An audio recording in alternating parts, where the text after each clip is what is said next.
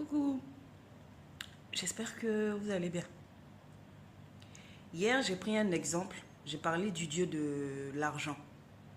Et j'ai expliqué que ce dieu-là n'avait pas pu m'aider parce que d'autres êtres l'avaient repoussé.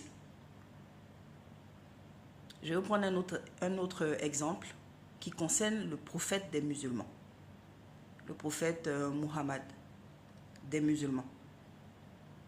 Il y a peut-être 7-8 ans en arrière, moi j'ai un problème d'insomnie, un problème chronique d'insomnie depuis toujours. Je suis née comme ça. D'après ce que ma maman humaine m'a dit, elle m'a dit que quand j'étais bébé, il fallait même me donner un sirop pour la toux qui s'appelle Toplexil pour que je dorme étant bébé. Donc j'ai toujours été insomniaque. À tel point que ça me fait souffrir de ne pas pouvoir dormir. Je ne dors que si je prends un somnifère. Donc il y a 7 ou 8 ans en arrière, le prophète des musulmans, un soir, a décidé de me donner le sommeil. Je vous jure, le prophète Muhammad, un soir, il y a 7-8 ans, il m'a donné le sommeil. C'était tellement réparateur. Il a des mains, waouh! Mais sérieux, il a de très bonnes mains. Parce que le sommeil qu'il m'a donné était tellement délicieux, c'était réparateur. Je me rappelle, je souriais et je me suis endormie. Tellement j'étais contente. À peine 2 heures de temps. Et le sommeil qu'il m'a donné était fort. C'était tellement fort que, après 2 heures de temps, j'ai reçu la visite de plusieurs créatures qui se sont introduites dans ma chambre. Elles ont commencé à faire un vacarme de fou, comme si on prenait des casseroles pour se taper dessus. Comme si on prenait 2 casseroles pour les cogner l'une contre l'autre. Et aussi la clim faisait un bruit comme quand un micro est mal... comment dire? Quand on n'a pas bien branché un micro, ça fait un bruit énorme qui fait mal aux oreilles. La clim faisait ce bruit-là, et puis il y avait des bruits de casserole pour me réveiller. C'était des êtres qui étaient en colère parce que le prophète des musulmans m'avait fait ce bien-là, m'avait donné le sommeil. J'étais choquée. À un moment donné, je me suis dit, si tu ne te lèves pas, elle risque de te toucher, ces sales créatures. Donc, j'étais obligée de me réveiller, mais le sommeil qu'il m'avait donné était tellement fort que j'avais la migraine. J'avais sommeil, mais je ne pouvais pas dormir à cause des sales créatures qui étaient venues me réveiller. Je suis allée me mettre dans mon salon. J'ai dû rester éveillée jusqu'à 7 heures du matin. Et c'est vers 7 heures que je suis allée me coucher. Du coup, il n'a plus jamais fait ça. Il n'a plus jamais pu me faire du bien, le prophète des musulmans. C'est un autre exemple de quelqu'un qui a des capacités, qui peut faire du bien, mais qui est empêché par des créatures qui sont plus fortes que lui pour agir. Parce qu'on veut qu'il reste dans l'ombre. On ne veut pas que les humains sachent de quoi il est doté. Le fait que moi, il m'ait fait dormir, ces créatures-là se sont dit, mais attention, elle va parler de lui, elle va en parler.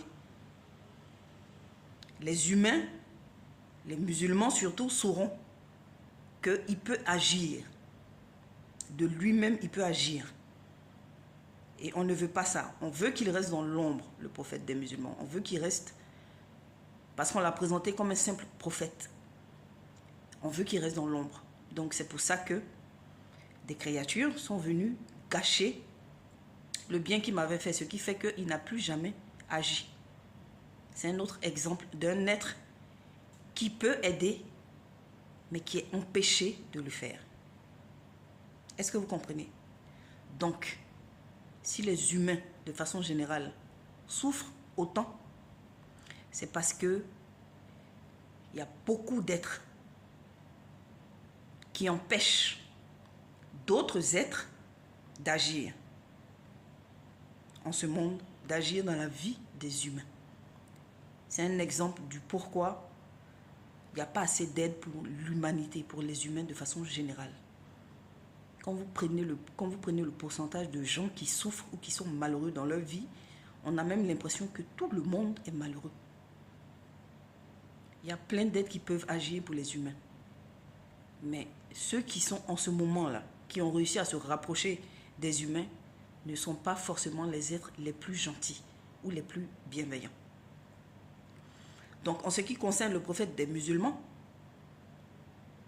vous qui êtes musulmans et qui ne savez pas ce qui se passe dans le monde musulman en réalité, dans le monde surnaturel musulman, mais qui êtes musulmans, qui pratiquez, je pense que vous pouvez quand même vous tourner vers lui et que peut-être que avec vous, il pourra agir parce que j'imagine que ceux qui sont venus gâcher le bien qu'il m'avait fait ont estimé que s'ils se rapprochaient de moi, j'étais peut-être un danger, je ne sais pas.